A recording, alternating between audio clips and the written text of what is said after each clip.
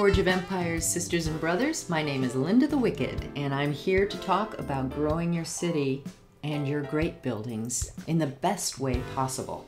Growing your great buildings is a large part of the Forge of Empires game. They take up a lot of space in your city, and they give greater rewards as you level up to higher levels. Buildings that take up that much space must be as worthwhile as possible. Most believe that at level 10, your buildings start being worth the squares that they occupy. You may even have noticed some great buildings being leveled up as high as 80 and above. Building up to level 10 takes one set of blueprints, which is 9 blueprints. After that, you'll need a full set of blueprints for each level higher. You can get blueprints as well as forge points and medals to help you buy expansions for your city so you can build more from helping to grow other people's great buildings. I'm going to unlock this next level because I have a full set of blueprints. And if you look at one of your own great buildings, you'll see that there are spots where other people can donate. If you look at someone else's great buildings, you can see where you can donate. Press or hover over one of the little medals to see a pop-up that tells you the contribution rewards for the person who takes that spot on the building, which means that this person would get 630 forge points if they got first on my observatory. They'd get 1,565 medals, and they'd get 13 observatory blueprints just by purchasing that spot. The going rate to invest in a spot on someone else's great building is the number of forge points in the reward times 1.9. So in this case, the P1, or the first spot, position 1, on my observatory is 630 times 1.9, which equals 1,197. I can offer that to somebody if I have guaranteed that they won't be knocked out of that first spot by someone being able to put more forge points in. That's called locking in or securing the spot from being sniped. Imagine if you put that many forge points down on a spot and then only got the lesser rewards from the spot below. Look at the top of the observatory where it shows the gray bar. You can see I need 2,406 forge points to get to the next level. And I've put 0 of my own forge points on it so far.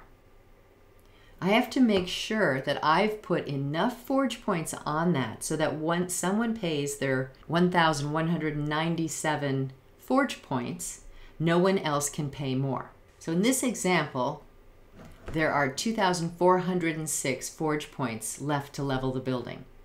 If that investor added the 1,197 on now for P1, let's subtract that from 2,406 forge points needed to level the building minus the 1,197 that P1 would take, and that equals 1,209, which means someone else can put more on. They could put 1,198 forge points, and that would knock that person out of the first spot. I have to add enough forge points so no one else could put more forge points in than the 1,197. If that hurts your head as much as it did mine, then don't worry. There's a website to help. Let's come back to that and talk a little bit more about the rewards and why would somebody want to invest. Let's look at someone else's building now. When you go into your neighborhood or your guild members or your friends list, you'll see if they have a great building that you can participate in, they will have a little great building next to their avatar. Click on that and let's look at someone else's building. So we've got an Alcatraz here. I'm going to open that and you can see that part of that bar is now green because she already has forge points on it. Having an arc in your city gives you extra rewards every time you invest in someone's great building, and this is where you'll see the added rewards. The higher the level of your arc, the higher the rewards. At level 80, The ARC gives you back the amount of forge points in the reward times 1.9. That means when they invest in your building in the 1.9 thread, they get the same amount back when you level your building. That's why in really good guilds, they love to support each other in growing their cities. As long as they have the forge points to add, they will get them all back and get more blueprints and medals. Now, based on what we've learned so far, she can sell her first spot, which is 55 forge points.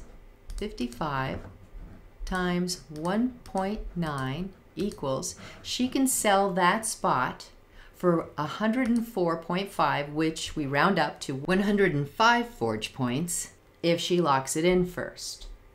That's why she's starting to put in her own forge points. Let me go back to my observatory and show you how the 1.9 threads work as compared to the swap threads. Say I decided to use the swap threads on my observatory. I need 2,406 forge points to level up. If I put it in one of the swap threads, every time I had forge points, I'd add to someone else's building and someone would add to mine. In effect, I'm paying the whole amount of 2,406 forge points to level my building, even though they're all on other people's buildings. Hopefully I'll get some rewards back from those buildings, but it's not guaranteed. By using the 1.9, each of the top 5 contributors for each level are guaranteed the rewards from their spot. You can see someone else would pay 630 times 1.9 equals 1197 forge points just for the first spot. So now I'm only paying 2,406 minus 1197 equals, so now I'm only paying 1,209 forge points to level my building, and that's just selling the first spot. I can sell all 5 of them. So the second spot is 315 times 1.9, which equals 599. I can sell third space 105 times 1.9, which equals 200. I can sell fourth for 25 times 1.9, which equals 48. And the fifth spot, I can sell for 10 forge points.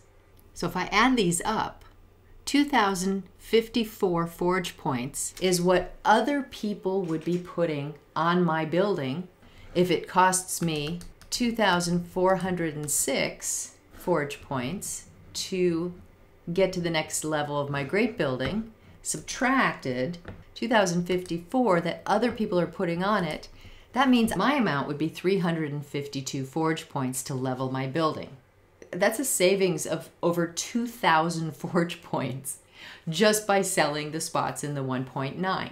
And everyone gets forge points, medals, and blueprints back. It's a win-win. But here's where I got very confused. How much do I have to put on my building to lock it in so the investor's position is safe? How do I post it in the thread? How do I avoid snipers and math? Fortunately, there's a website where you can put in all the numbers and it tells you what you need to know. There's even a place to copy what you paste into the thread, so it makes it so easy. So let's go to this website. You can get to it through any browser or you can download the app. I'm not sure who created this, but it is invaluable to figuring out the 1.9. It's donationware. If you have anything you can throw at them, I know I can't do it without, so I did donate some money. I will post the address below so you can click on it. And let's put in my observatory as an example. So I'm going to make sure that the great building I click on is observatory because that's the one I'm looking at. My level is going to level 63. So it's not the level you're at, it's the level you're going to.